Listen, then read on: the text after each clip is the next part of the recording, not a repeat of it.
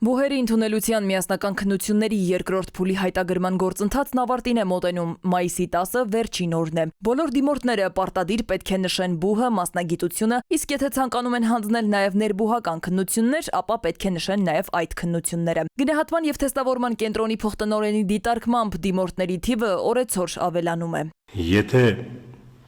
2025 թվականի հունվարի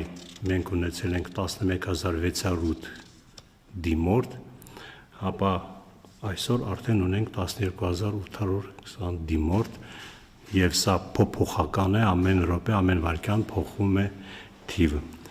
Միայն 7780 միասնական քննություններ հանձնող։ Նախորդ տարիների փորձը ըստ Նասիբյանի ցույց է տվել, որ առաջին փուլին հունվար-փետրվար ամիսներին քննություն հանձնող դիմորդների 80%-ը գնահատականները բարելավելու համար ցանկանում է կրկնել քննությունը։ Ունեցել ենք դեպքեր, չի բացառում նաև այս անգամ մարդ ստացել է 19.75, այսինքն 0.25 է չի հերիքում, որպեսզի առավելագույն գնահատական ինքը ունենա, բայց 20 ստանալու համար նորից է դիմում, դա իր իրավունքն է,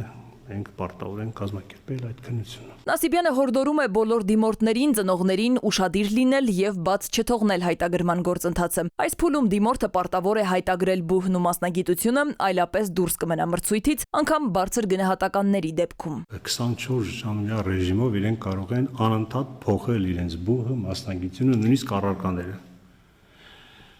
Որովհետեւ այնուամենայնիվ եթե բուհը ընտրում եք, մասնագիտություն ընտրում եք, այնուհետև տեսնում եք, որ չգիտեմ, մենք ունենք այնտեղ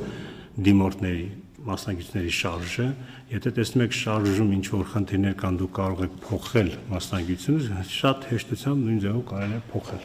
նույնիսկ վերջին վայրկյաններին։ Գնահատման և թեստավորման կենտրոնի ներկայացուցիչը հիշեցնում է, ցանկացած պարագայում համակարգը հաշվի առնելու դիմորդի ունեցած ամենաբարձր գնահատականը, անկախ նրանից այդ գնահատականը ստացել է հունվարի թե հունիսի քննությունների ժամանակ։ Սվետլանա Ավդիշյան, ժամը լրատվական։